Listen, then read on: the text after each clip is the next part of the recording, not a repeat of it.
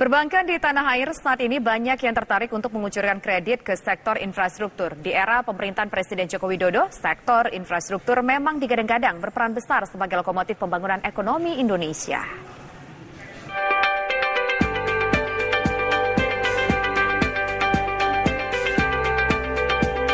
PT Bank Pembangunan Daerah Jawa Barat dan Banten (TBK) atau dikenal dengan nama Bank BJB merupakan sebuah badan usaha milik daerah yang bergerak pada sektor perbankan dan telah mengembangkan jaringan kantor ke seluruh Indonesia.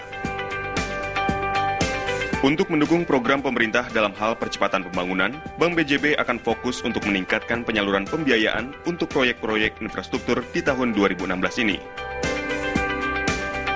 Outstanding kita di proyek infrastruktur ini sekitar 6,8 triliun rupiah. Di antaranya ada beberapa proyek jalan tol yang kita bangun, yaitu Cipali, Bogor Ring Road, Kanci Penjagaan, ada 13 PLTU yang kita bangun seluruh Indonesia, dan proyek-proyek alutsista, Polri dan Angkatan Darat. Di proyek corporate dengan komersil, itu kita market kita itu untuk infrastruktur ini 74%. Ya, market saya cukup luas loh. Karena ini kan berapa triliunan kan itu yang akan dibuka untuk proyek infrastruktur. Kami anggarkan itu meningkat sekitar 15%. Dalam forum yang digelar di Jakarta Jumat malam 15 Januari 2016 bertajuk Bank BJB Investor Gathering 2016, Bank BJB sebagai salah satu dari 14 bank terbesar di Indonesia optimistis potensi yang sedemikian besar dari pembangunan infrastruktur harus ditangkap sebagai peluang bisnis yang menguntungkan pelaku usaha di industri infrastruktur itu sendiri maupun lembaga keuangan dan perbankan seperti Bank BJB. Kita lihat tahun 2016 ini kondisi ekonomi global kan masih lemah ya. Jadi kita tidak bisa berharap pertumbuhan ekonomi kita itu sumbernya dari ekspor. Kita harus dorong bagaimana pertumbuhan yang bersumber dari domestik.